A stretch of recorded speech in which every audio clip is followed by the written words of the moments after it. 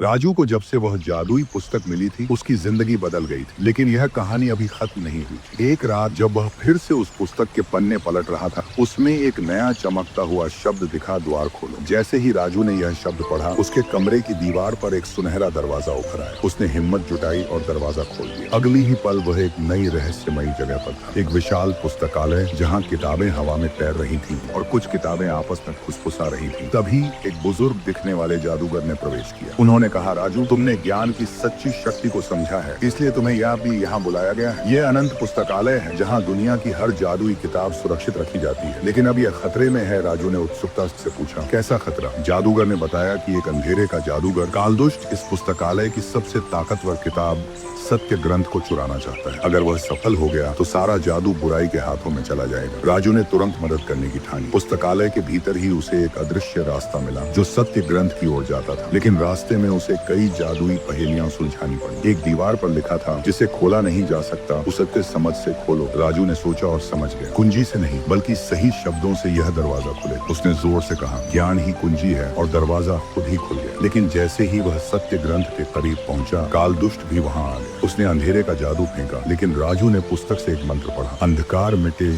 सत्य प्रकटे, और अचानक कालदुष्ट की शक्ति कमजोर पड़ने लगी। वह चीखते हुए गायब हो गया और पुस्तकालय फिर से सुरक्षित हो गया। जादूगर ने मुस्कुराते हुए कहा, तुम्हारी बुद्धिमानी और साहस ने इसे बचा लिया। राजू, अब तुम्हारा नाम भी इस पुस्तकालय की महानतम कहानियों में लिखा जाएगा। राजू ने एक अंतिम नजर पुस्तकालय पर डाली और फिर अचानक खुद को अपने कमरे में पाया। लेकिन इस बार वह जानता था कि उसकी जादुई यात्रा अभी खत्म नहीं हुई। यह तो बस शुरुआत थी।